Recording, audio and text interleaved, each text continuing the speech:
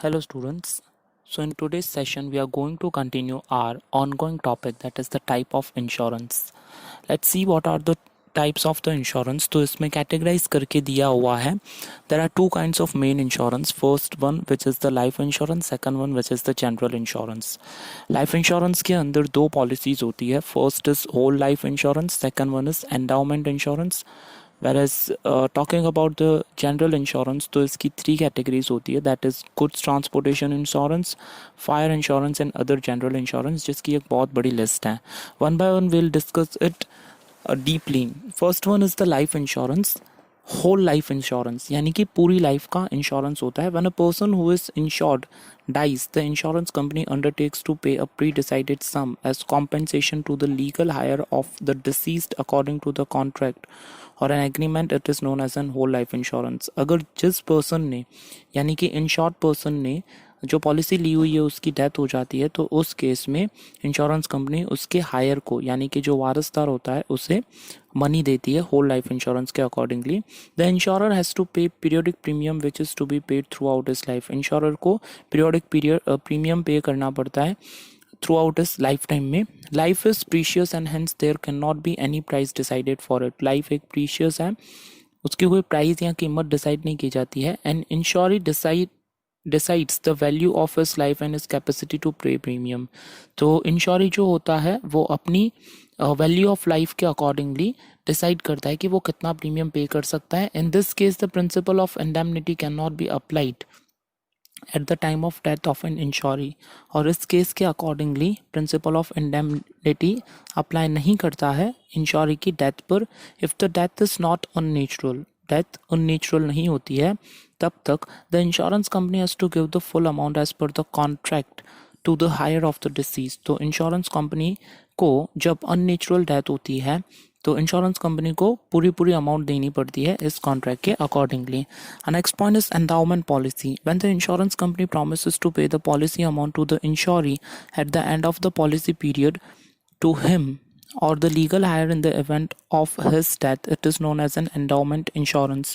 तो जब insurance company ये डिसाइड करती है और प्रॉमिस करती है जो पॉलिसी लेता है उसको कि उसका जो लीगल हायर होगा जब मेन इंश्योरेंस जिसने मेंबर ने लिया हुआ है उसकी डेथ हो जाती है, तो उस लीगल हायर को एंडाउमेंट पॉलिसी के अकॉर्डिंगली endowment insurance मिलेगा. In return, the insuree pay a pre-decided amount as a premium periodically till the duration of the policy. और रिटर्न में जो इंश्योरी होता है जिसने पॉलिसी ली हुई है उसको पीरियोडिकली मंथली या क्वार्टरली या 6 मंथली प्रीमियम पे करना पड़ता है जब तक ये पॉलिसी चलती है. Second one insurance is general insurance which is divided into 3 parts, which is first one goods transportation insurance, fire insurance and other forms of insurance. Our first one topic is good transportation insurance. When goods are transported from one place to the other, there is a risk of full or partial loss or damage. तो goods जब एक जगह से दूसरी जगह transport किए जाते हैं तो ये रिस्क होती है कि वो लॉस हो जाए या डैमेज हो जाए. There are insurance policies for such risk. इसके लिए इंश्योरेंस पॉलिसीज़ बनाई गई है which are marine insurance, air insurance and rail और road insurance. First one is the marine insurance. Transportation of goods through sea route is very economical but it is risky and slow. तो जब सी root से लेकर बड़े बड़े ships में containers में material जो लोड होता है वो ट्रांसपोर्टेशन बहुत चीपर है यानी सस्ता है, पर उसके अंदर रिस्क भी उतना ही है. In the 18th century, most of the international trade used to take place via sea route. तो जब 18th century का पीरियड होता था, we have seen in the SS कि जब most of the trade होती थी वो sea route से होती थी. Hence it is very ancient and widely used form of the insurance. और इसी की वजह से ये बहुत ही पुराना और widely form of the insurance है. Lloyd's of London was the first to start marine insurance. तो जो Lloyd's कंपनी है लंदन की वो फर्स्ट कंपनी थी इंश्योरेंस पॉलिसी स्टार्ट करने वाली, marine insurance. This company has maintained its image of loyalty for more than 325 years. इस company ने मार्केट में अपनी इमेज को पिछले 325 साल से बरकरार रखा हुआ है. Next one is the air insurance. With the advent of 19th century, the movement of goods through air commenced, which also led to the beginning of air insurance. तो जब 19th century फिनिश होने वाली थी तो movement of goods air से start होना शुरू हुआ और फिर air insurance policy companies sell करने लगी। Air transportation is too costly and risky. Air transportation बहुत ज़्यादा कॉस्टली और रिस्की है। It is very ancient and widely used form of insurance. ये बहुत ही पुराना और widely used form of insurance है। Air transportation hence highly valuable and lightweight goods are transported by air। और ज़्यादा वैल्यूएबल यानी जिनकी कीमत बहुत ज़्यादा होती है और वैल्यूएबल गुड्स एयर से ट्रांसपोर्ट किए जाते हैं। The premium for air insurance is much higher than marine and rail road insurance. तो जो इसका प्रीमियम होता है पे करना पड़ता है किसी इंश्योरी को जो ये एयर इंश्योरेंस ले रहा है, तो मराइन इंश्योरेंस के कंपैरिजन में ज़्यादा होता है। नेक्स्ट वन इज़ रेल और road insurance. Land transit involves rail and road transit of the goods. तो जो गुड्स लैंड के ऊपर ट्रांसपोर्ट होते हैं उसमें रेल और रोड इंश्योरेंस कवर होता है।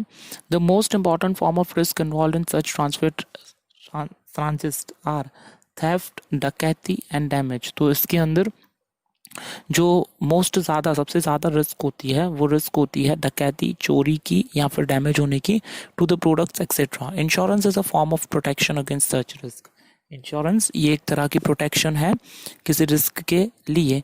Next one is the fire insurance. The promise by the insurance company to pay compensation against the full और partial loss or damage to the property due to the fire against a pre-decided amount of premium is known as a fire insurance। तो जो promise करती है insurance company compensation पे करने के लिए against full या पार्शियल लॉस होती है प्रॉपर्टी को फायर की वजह से, या pre decided amount as a premium जितना पे करता है इंश्योरी अपनी प्रॉपर्टी को सेव करने के लिए, उसके अकॉर्डिंगली अमाउंट मिलती है।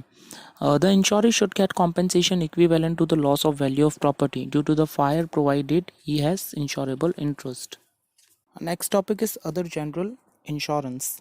The business of the insurance has grown with the time and new types of insurance have come into existence। business जिस तरह से धीरे धीरे आगे बढ़ा है वैसे new insurance policies भी आती गई है। Insurance of the voice for a singer, third party insurance to give compensation because of use of vehicles to others।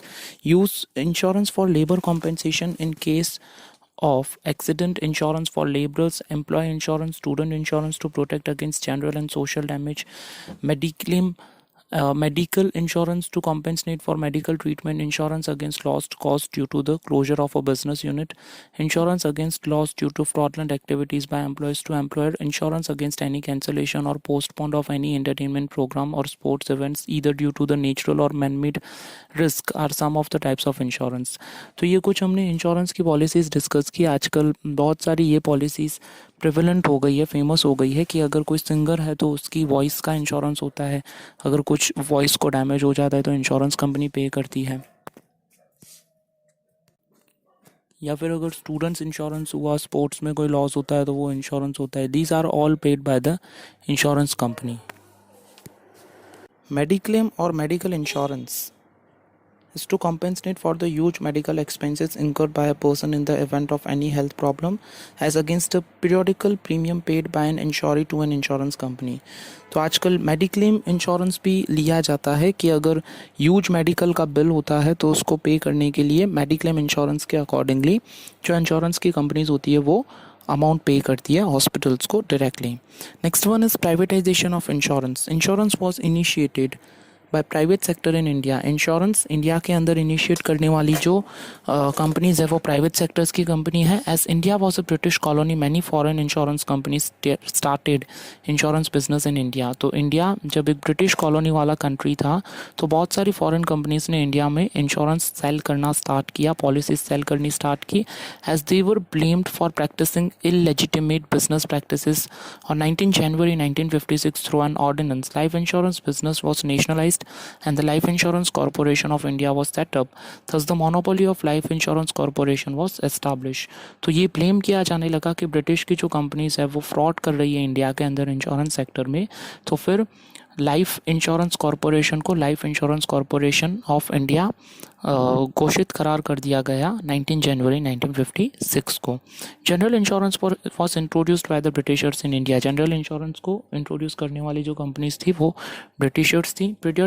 Periodical controls were imposed on general insurance as well and it has continued after independence। periodical controls impose करना general insurance के ऊपर ये independence के बाद में भी continue रहा।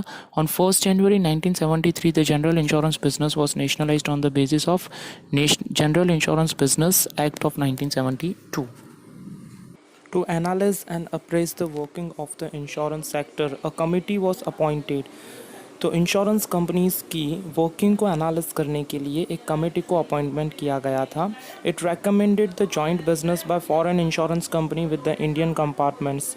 तो उन्होंने ये रेकमेंड किया कि जो जॉइंट बिजनेस है फॉरेन की इंश्योरेंस कंपनी जो इंडियन कॉरपोरेशन के साथ में बिजनेस कर रही है, insurance regulatory and development authority that is IRDA वो सेटअप इन 1999 टू सपोर्ट. तो एक अथॉरिटी जो सेटअप की गई IRDA, insurance regulatory authority of development authority of India, वो इंश्योरेंस की सभी कंपनीज की देखभाल करती है. So students, up to today's session we are keeping up to this. In our next session we'll discuss the ongoing chapters. Thank you for watching the video. Have a very nice day.